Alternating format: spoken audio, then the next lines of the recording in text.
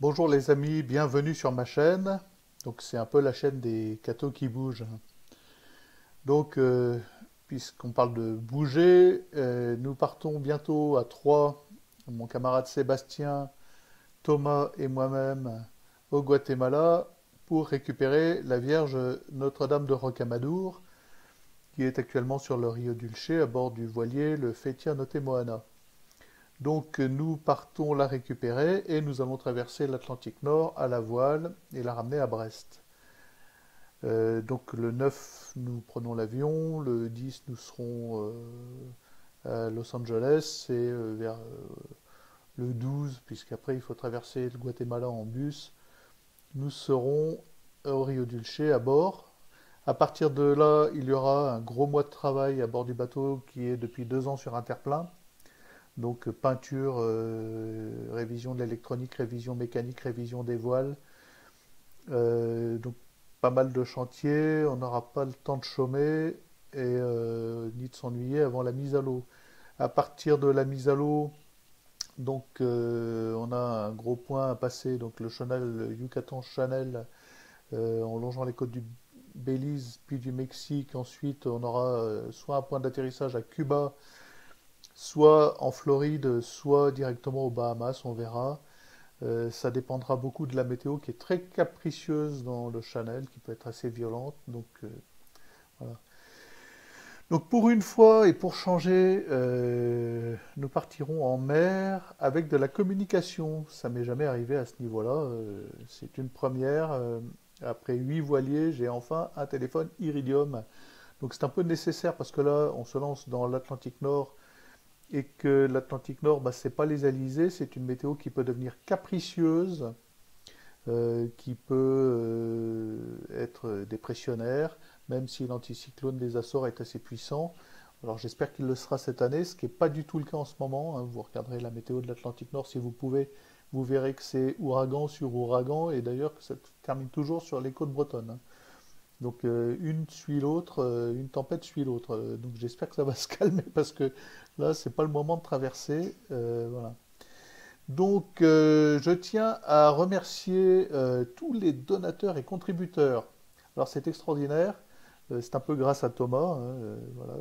Merci Thomas d'avoir bien bossé, d'avoir réussi à fédérer pas mal de monde et à motiver pas mal de monde autour de ce voyage. Alors, c'est un voyage qu'on fait avec un esprit chevaleresque. C'est de la chevalerie pure des temps modernes. Sébastien, c'est un pur chevalier. Thomas, il sera adoubé. Il est jeune, il n'a pas encore navigué, donc enfin peut-être qu'il a fait un peu de voile, mais il n'a jamais fait de transatlantique, et puis pas dans ce sens-là. Donc on va l'adouber et il aura son coup d'épée sur l'épaule. Ah, mais moi j'y vais avec cet esprit-là, un esprit de chevalerie des temps modernes. C'est un voyage qu'on fait de manière gratuite pour la Vierge et qui a une nécessité assez particulière, à mon avis, dans ce monde. Je ne vais pas faire le procès du monde dans cette vidéo, mais il n'y a pas besoin d'être philosophe pour voir que ça ne va pas très très bien, et que le sens se perd, et voire complètement perdu, qu'il est attaqué. Ce qui est attaqué en particulier, eh ben, c'est le christianisme et le catholicisme en tête, hein. Donc voilà, nous on y va en tant que catholiques. On va traverser l'Atlantique avec la Vierge, tels des chevaliers des temps modernes. Donc, encore merci à tous les donateurs contributeurs. Je mets en bas le lien de la cagnotte parce que c'est un puits sans fond, la mer, qu'on en aura. Voilà, toutes les donations de 1 à ce que vous voulez, 1 € à ce que vous voulez, sont les bienvenus.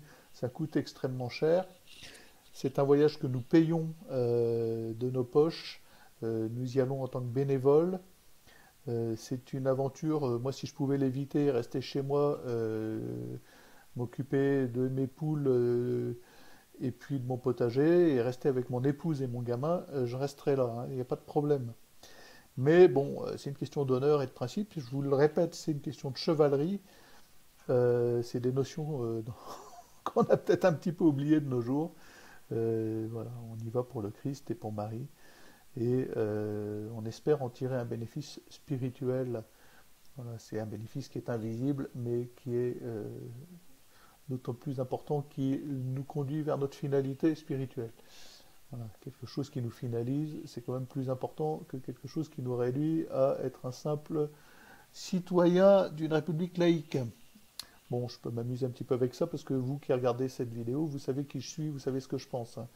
Je vous invite d'ailleurs, en passant, ça sera bref, mais je vous invite à regarder ma série de conférences en 7 vidéos précédentes sur la certitude de l'existence de Dieu, où je confronte la foi et la science, foi et raison.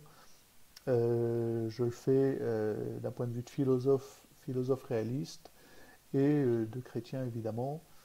Et j'expose ma cosmologie, ma vision cosmologique de l'Immaculée Conception. Donc voilà, c'est une petite parenthèse.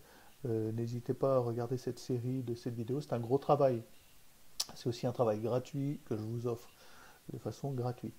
Donc merci à tous les contributeurs. Donc le lien de la cagnotte en bas, là, dans la description de la vidéo. Il y aura aussi le lien du blog je viens prier chez vous.blogspot. Je sais pas quoi fr ou com, enfin vous verrez, le lien sera dans la description. Les donateurs, ah voilà, vous êtes bienvenus, vraiment bienvenus. Merci à la famille Jarosson, merci au PP, merci à Jean-Noël qui est toujours présent, merci à mon épouse qui fera le routage, qui sera là en permanence. Donc vous pourrez nous suivre, vu qu'on a un iridium, on pourra communiquer, on donnera notre position quotidienne. Vous saurez quand nous arriverons à Brest et quand nous passerons le pont de Plougastel. J'espère que vous serez nombreux sur l'ancien pont qui saute par-dessus les Lornes, qui relie le Relecq-Kerhuon à Plougastel-Daoulas. Donc sur l'ancien pont, c'est un pont piétonnier, vous serez nombreux là-haut à nous attendre pour notre retour, même si c'est 2 heures du matin et qu'on vient mouiller là de nuit.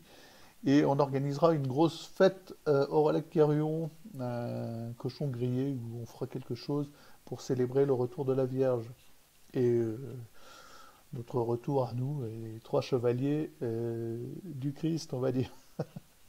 Donc voilà, vous serez invités à suivre notre parcours, vous serez invités à nous accueillir.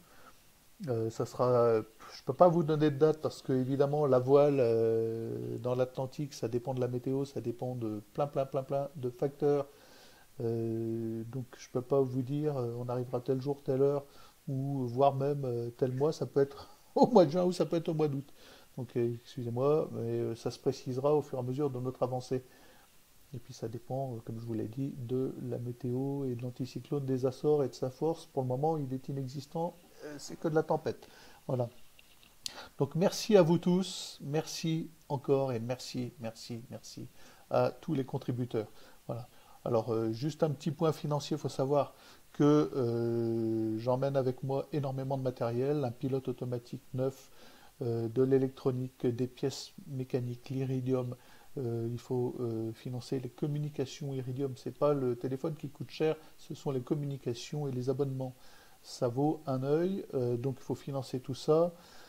Il y aura donc ce fameux mois de chantier. Il faut savoir que on sera peut-être contraint de dormir dans une piaule parce qu'on ne pourra pas coucher à bord quand le bateau sera sur l'esplanade chantier parce que le chantier, enfin le terre-plein est divisé en deux. Il y a la partie où le bateau reste en attente et la partie où on bosse dessus.